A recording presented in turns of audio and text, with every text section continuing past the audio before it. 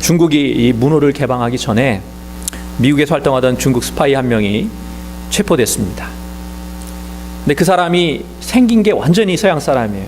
10억 인구 중에서 뽑아낸 사람이니까 완전히 미국 사람보다 더 미국 사람 같은 사람입니다. 그가 여러 해 동안 미국 정부기관에서 일하면서 미국 행세를 하는데 그래서 아무도 몰랐어요. 영어도 너무 유창하게 구사하고 심지어 이 제스처까지 똑같이 미국 사람처럼 훈련을 받아서 완전히 미국 사람이었습니다. 그런데 그가 이제 발각이 돼서 체포가 되었는데 어떻게 그 사람이 발각되었느냐 참 재미있어요. 한 정보요원이 조금 수상한 낌새가 있어서 그를 미행하던 중에 유럽 여행 중에 이제 그를 미행하게 되었습니다. 그러면서 이게 확신이 들지 않으니까 그를 좀 테스트해 봐야 되겠다. 어떻게 테스트를 했냐면 시내버스를 이제 타고 가는 걸 같이 따라 타고 그 사람 뒤에 서서 휘바람으로 미국 국가를 불렀어요. 휘바람으로 미국 국가를. 미국이란 나라 자체가 뭐 세계 곳곳에서 이민 온 사람들이 원래 세운 나라니까 참 미국인이라는 것을 느낄 때가 참 많지가 않아요. 근데 크게 이제 두 가지가 있대요. 두 경우가 있는데 하나는 뭐냐면 크리스마스나 연말 같은 때 온 가족이 모여서 그런 명절에 텔레비전으로 미식 축구를 보는 거. 그때 이제 미국 사람들 미식 축구 안 좋아하시는 전화 여러분은 미국 사람 아직 안 된 겁니다. 저도 이게 보니까 중고 등물 지도하면서 미식 축구 정말 재미없더라고요.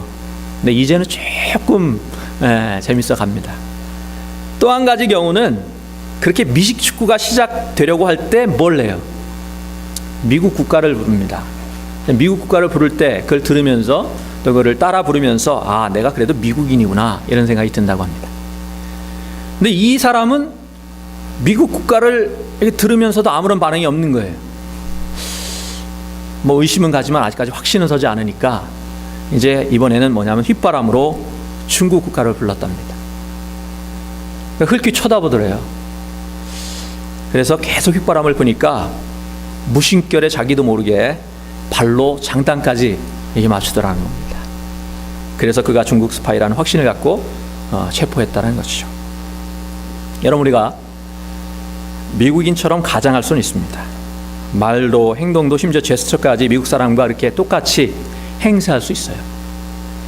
그러나 그의 혈관 속에는 미국인의 피가 아니라 중국인의 피가 흐르고 있었기 때문에 중국 그 국가의 리듬에 맞춰서 그렇게 발장단을 친 것입니다. 아무리 미국인처럼 행동하고 미국인처럼 꾸몄지만 그가 결코 미국인이 될 수 없었던 것은 그가 미국인으로 태어나지 않았기 때문입니다. 우리 그리스도인도 마찬가지입니다. 여러분, 내가 모태신앙이라서 그리스도인이 되는 게 아니에요. 내가 예배 열심히 드리고 또 기도 열심히 해서 그래서 교회 문화에 잘 적응했다 그래서 내가 그대로 그리스도인이 되느냐? 그것도 아닙니다. 그리스도인이 되기 위해서는 그리스도인으로 태어나야 합니다. 주님께서 말씀하셨어요. 물과 성령으로 거듭나지 아니하면 너희가 하나님 나라에 들어갈 수 없느니라. 여러분, 우리가 아무리 교회 일에 열심히 있고 수십 년을 교회에 다녔고 또 장로로 집사로 심지어는 목사로 하나님을 내가 수십 년 섬겼다라고 얘기해도 어떻게 하지 않으면요, 거듭나지 아니하면 하나님 나라와 아무 상관이 없다, 그런 얘기입니다.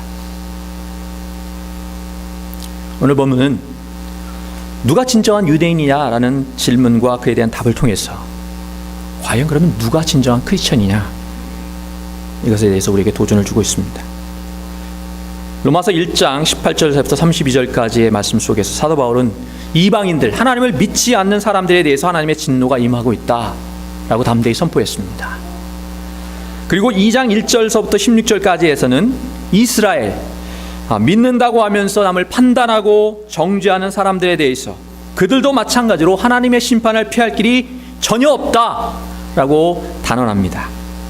그리고 이제 오늘 본문 2장 17절에서 마지막 절까지에서는 그 믿는다고 하는 사람들 가운데서도 스스로 자신을 율법을 맡았고 할례받은 백성이라고, 유대인이라고, 특별히 선택받은 그러한 백성이라고 스스로를 자랑하는 이들을 향해서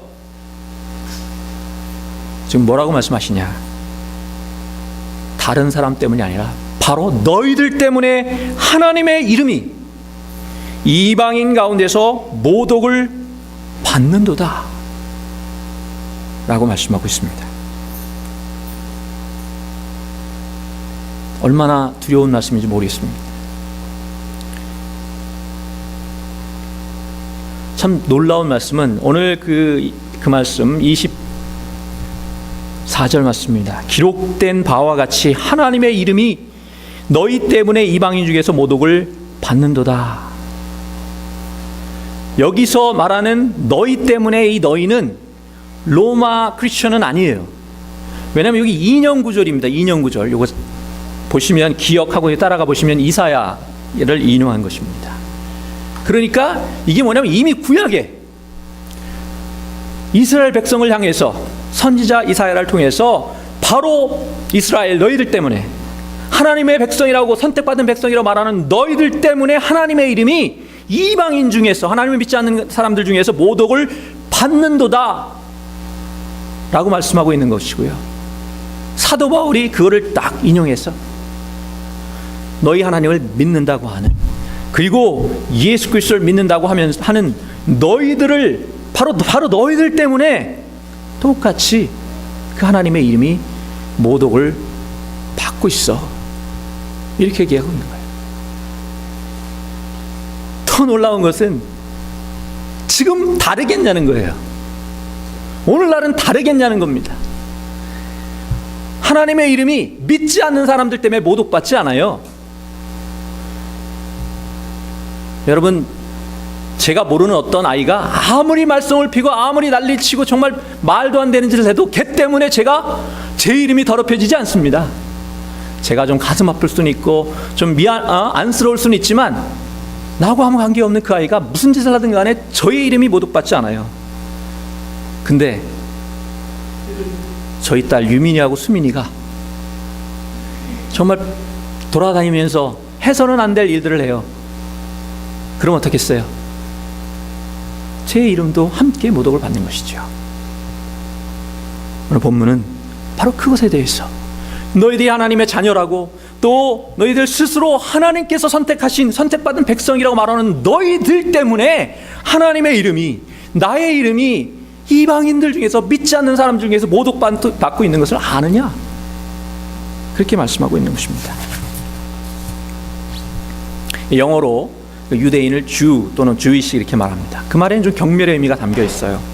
고집불통 또는 구두쇠, 그런 의미가 담겨 있습니다. 그런데 원래 유대 또는 유다라는 말은 뜻 자체가 찬양이라는 뜻이에요. 그래서 하나님을 찬양하는 사람, 하나님께 영광을 돌리는 사람, 그런 뜻입니다. 원래 유다가 누구예요? 야곱의 12아들 중에 네 번째 아들 이름이 유다입니다. 그리고 그 뜻은 찬양, 그런 뜻이에요. 물론 유다 지파에서 나왔기 때문에 유대인이라고 부르기도 했지만 그 이름이 갖는 의미 때문에 하나님을 찬양하고 하나님께 영광을 돌리는 그런 사람들이라는 그런 뜻에서 스스로를 유대인이라고, 유다인이라고 부르기를 좋아했던 것입니다. 그런데 오늘 말씀은 그렇게 하나님을 찬양하고 하나님께 영광을 돌려야 하는 바로 그 사람들이, 그들 때문에 하나님의 이름이 욕되고 있다는 것을 고발하고 있는 거예요.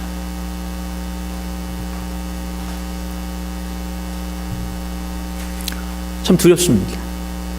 멀리 갈 필요도 없어요. 우리가 멀리 가지 마십시다. 산호세 지역 딱 제안해서 보십시다. 이 지역에서 하나님의 이름이 누구 때문에 모독을 받습니까? 믿지 않는 아무개 누구들 때문에 하나님의 이름이 모독을 받습니까? 아니에요. 둘러보세요. 다 믿는다고 하는 사람들, 교회 집사와 장로와 또는 목사님들, 그런 분들 때문에 하나님의 이름이 욕되고 있습니다. 또 멀리 가시지도 마십시오. 저희는 어떻습니까? 저희들 때문에 하나님의 이름이 높여지고 있습니까? 사랑의 교회, 사랑의 장로교회, 또 리빙워드 연합교회를 통해서 거기 다니는 성도님들 때문에 하나님의 이름이 높여지고 하나님께 영광이 돌려지고 있습니까? 아니면 우리들 때문에 하나님의 영광이 가려지고 하나님의 이름이 모독을 받고 있습니까? 뭐가 문제냐?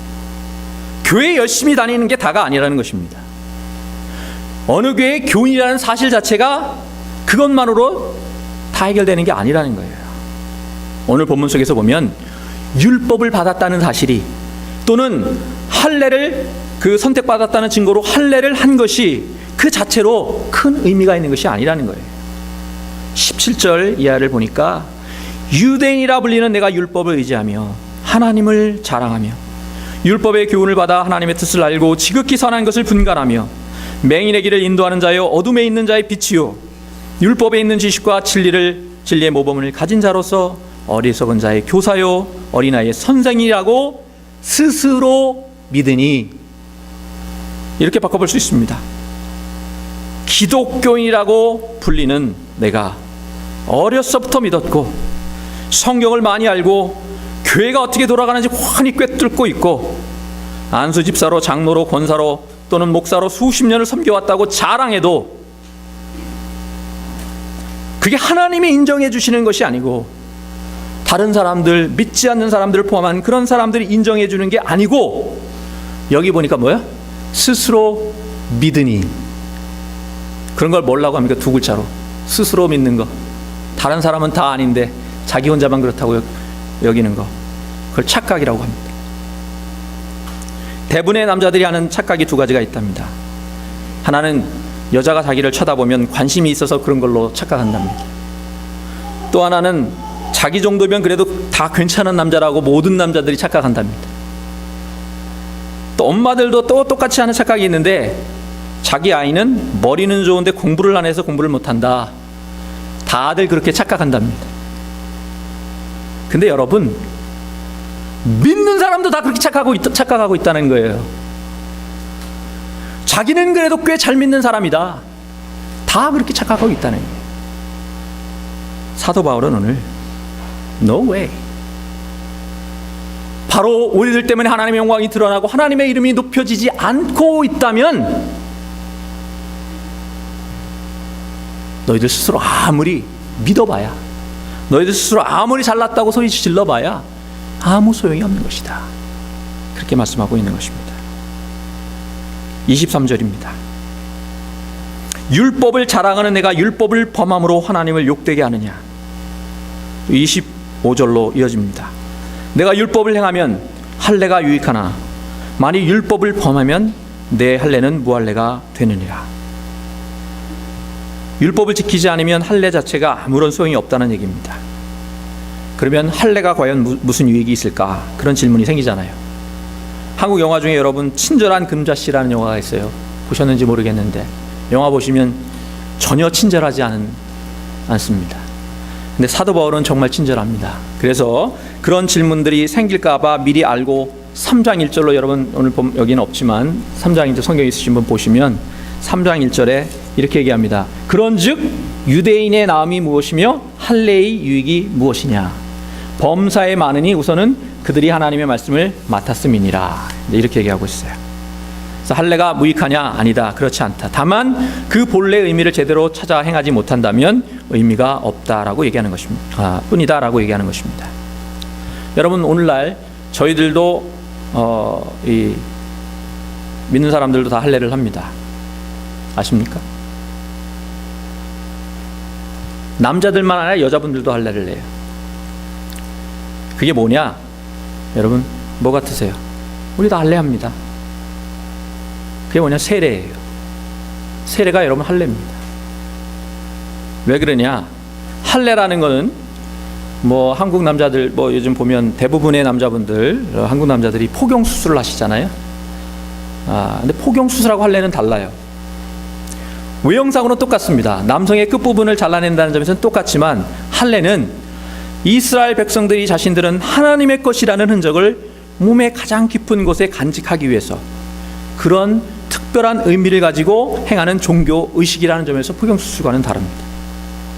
따라서 그 의미가 제대로 되새겨지지 않는다면 할례는 포경 수술과 전혀 다를 게 없다, 그런 얘기입니다.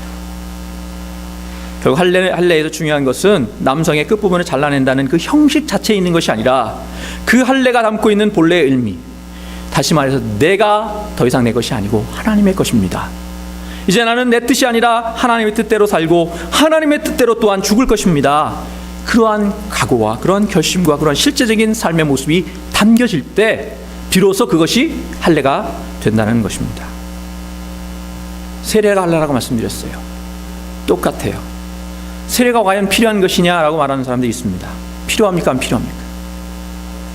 이게 뭐 구원의 꼭 필수적인 거다 그렇게 얘기할 수는 없지만 세례를 통해서 나는 죽고 내 안에 주님이 사시도록 나를 그렇게 주님께 드린다는 의미로 여러 사람 앞에서 다짐하고 증거하고 그래서 그렇게 살 수 있도록 서로 격려하고 돕고 때에 따라서는 질책도 아끼지 않는 또 그렇게 살아가기 서로 애쓰는 성도들의 다짐이요 약속이라는 점에서 중요한 의미가 있습니다. 그렇다면 여러분 침례냐 세례냐 문제가 되겠습니까? 안 되겠습니까? 또는 심지어는 보니까 어떤 사람이 세례를 베풀었느냐를 굉장히 따지는 분이 있어요. 그 문제가 되겠습니까? 안 되겠습니까? 형식의 문제가 있는 것이 아니고 뭐가 문제라고요? 그 안에 담긴 내용, 세례받는 사람들이 정말 하나님 앞에 내가 이제 더는 나는 내 것이 아니고 하나님의 것입니다. 나를 온전히 주님께 드립니다. 주님의 뜻대로 내가 살기를 원합니다. 내 뜻, 내 의지가 아니라 하나님의 뜻, 하나님의 의지대로 살겠습니다. 그렇게 각오를 다지고 그러한 몸부림치는 모습과 의지와 실천이 그 속에 담겨 있느냐 아니냐가 중요한 것이지 침례냐 아니면 세례냐 어디서 그것을 받았느냐 또 누구한테 받았느냐 이런 건 그다지 중요하지 않다는 것입니다. 그런 의미에서 오늘 본문은 참 우리에게 큰 도전을 줍니다. 여기 계신 분들 보면 대부분 세례 또는 침례를 받으신 줄 압니다. 근데 무슨 얘기예요? 세례 받았다는 사실 자체가 중요한 것이 아니고 세례를 받았다면 그 뜻에 맞게 내가 진정으로 하나님 앞에 나를 드리고 그렇게 나를 죽이고 하나님의 뜻이 드러나도록 하나님이 온전히 영광을 받으시도록 내가 그런 삶을 살고 있는가 그것으로 내가 세례 받았는가 안 받는 걸 말해야 된다는 거예요. 형식적으로 내가 세례를 받았느냐 안 받았느냐 그게 아니고 내 삶 속에 예수 그리스도가 드러나셔서 나는 죽고 주님이 온전히 드러남을 통해서 내가 진정으로 세례를 받았다는 것을 말해야 한다는 것입니다. 저희들은 지난 주일 오후에 아주 중요한 결정을 내렸습니다. 별것 아닌 것 같지만 저는 굉장히 큰 의미가 담긴 결정이었다고 믿습니다. 우리가 어떤 결정을 내릴 때 여러분 무엇을 기준으로 결정을 내려야 합니까? 무엇을 기준으로 우리가 결정을 내려야 합니까? 오전에 예배를 드리는 것이 참 얼마나 큰 의미가 있습니까? 저도 어렸을 때 주일 오전이면 아침 일찍 일어나서 준비하고 그리고 땡그렁 그때는 종소리가 종탑이 있었어요.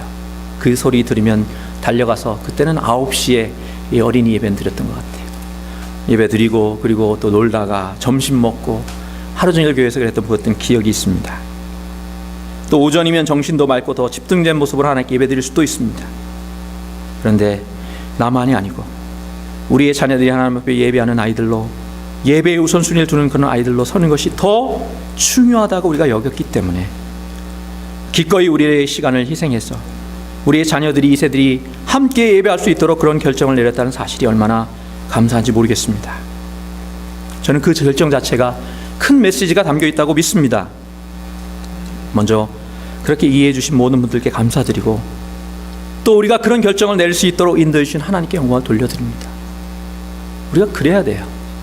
우리가 뭐가 중요한 것인지 우리가 어떤 결정을 내리든지 무엇을 하든지 그것을 통해서 정말 하나님께 영광이 돌려지고 또 믿지 않는 사람들에게 칭찬받을 수 있고 모든 사람이 수긍할 수 있는 교회는 저런 곳이야 라고 할 수 있는 그런 결정들을 우리가 내려야 합니다.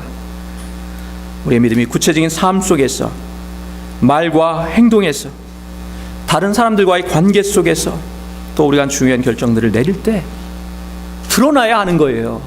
말로만 내 믿음을 얘기하는 것이 아니고 수십 년 내가 하나님을 믿었다는 것을 얘기하는 것이 아니고 우리 집안에 목사가 몇이고 장로가 몇이었다는 것으로 얘기하는 것이 아니고 나의 믿음이 나의 삶 속에서 구체적인 현실 속에서 또 관계 속에서 또 우리가 내리는 결정들을 통해서 보여줘야지요. 드러나야지요. 믿음의 결정인 것이 보여줘야지요.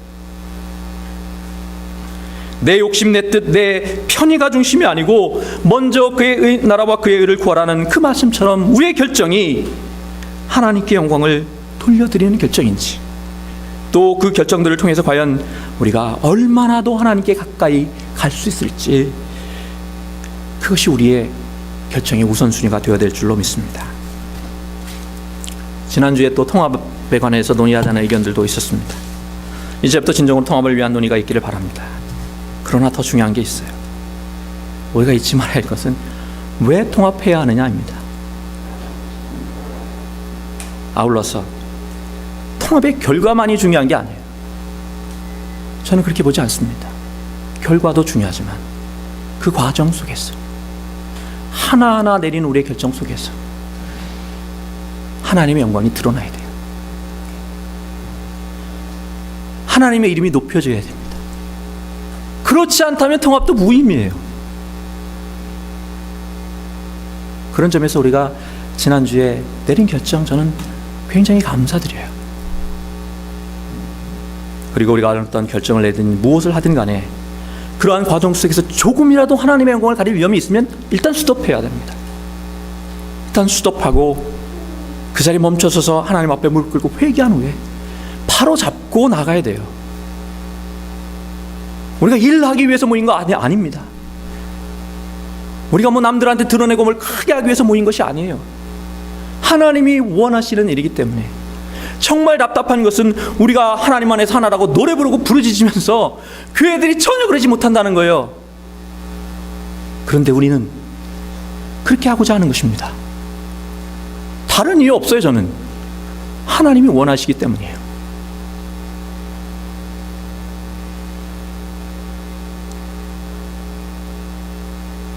오늘 본문은 이렇게 결론을 맺고 있습니다. 28절과 29절입니다. 무릇 표면적 유대인이 유대인이 아니요 표면적 육신의 할례가 할례가 아니니라. 오직 이면적 유대인이 유대인이며 할례는 마음에 할지니 영에 있고 율법 조문에 있지 아니한 것이라. 그 칭찬이 사람에게서가 아니요 다만 하나님에게서니라.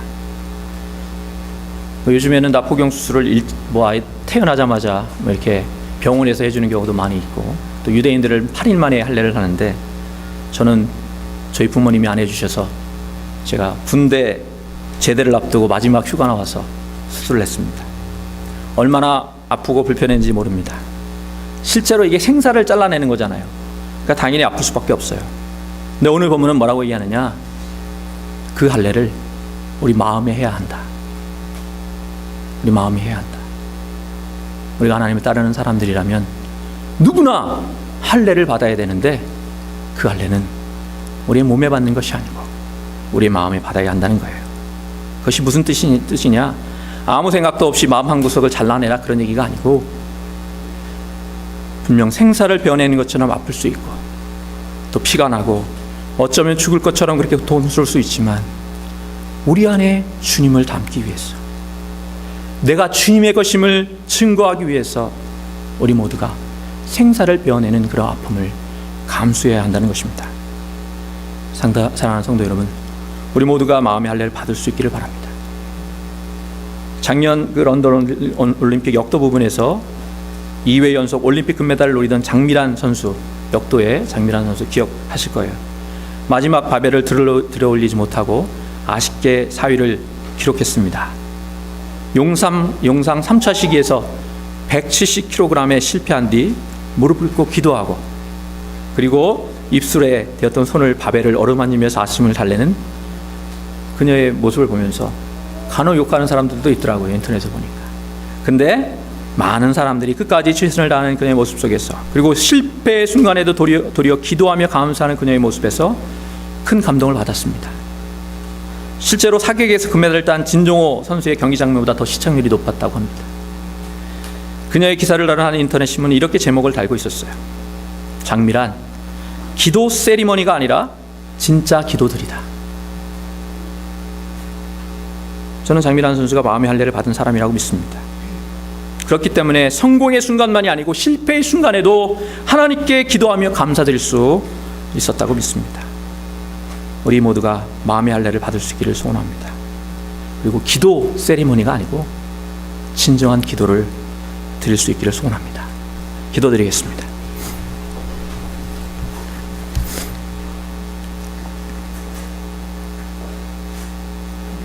하나님 아버지,